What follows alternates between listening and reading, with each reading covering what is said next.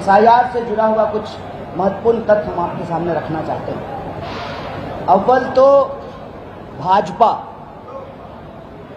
Vote चोरी करके संविधान चुराना चाहती है।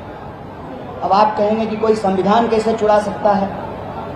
आपको याद हो कि पिछले आम चुनाव में भाजपा का नारा था अब की बार 400 पार।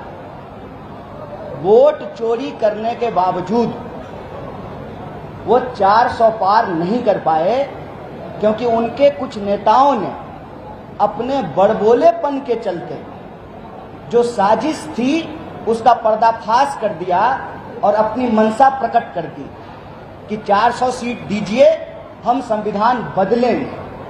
जब 400 सीट नहीं मिली और संविधान वो नहीं बदल पाए तो वो वोट चोरी से संविधान बदलना चाहते हैं। यह बात हम इसलिए कह रहे हैं कि पिछले कुछ विधानसभा चुनावों में तमाम सर्वे, और ये हमारे सर्वे नहीं है, कांग्रेस पार्टी के सर्वे नहीं है, कई स्वतंत्र एजेंसियों ने सर्वे किया और साफ साफ कहा कि हरियाणा और महाराष्ट्र में कांग्रेस की सरकार बनेगी, भाजपा चुनाव हारेगी। जब परिणाम आया सब आश्चर्यचकित थे।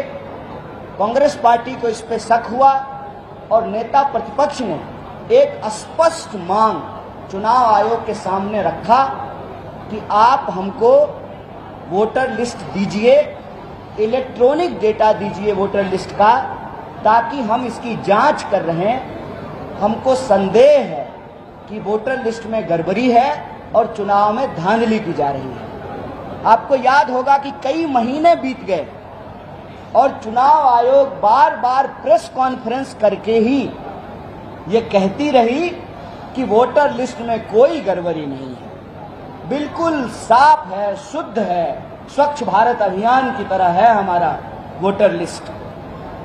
और आज मुख्य चुनाव आयुक्त प्रेस कॉन्फ्रेंस करके कह रहे हैं कि जो वोटर लिस्ट में गड़बड़ी है उसी गड़बड़ी की सुधार के लिए हम एसआईआर कर रहे हैं।